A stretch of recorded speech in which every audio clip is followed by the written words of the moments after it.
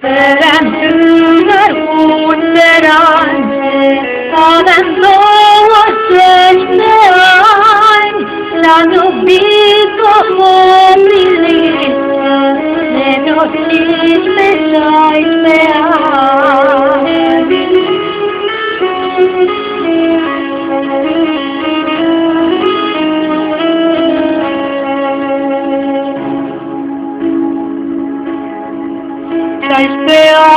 Și într-o ioneti, te-am văzut acum 3 ani, la un colț de stradă sus, doi golani o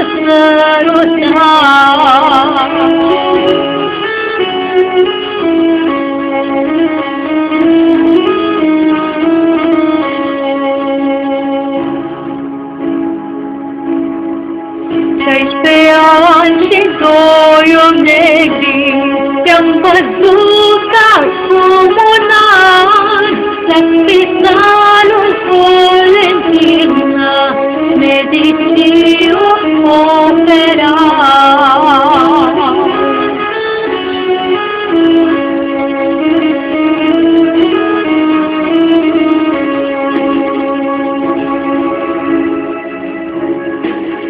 Doi la cap, doi la picioare, doi o întrebă ce-o doare, strigă doctorul cel mare, aprinde-o lumânare.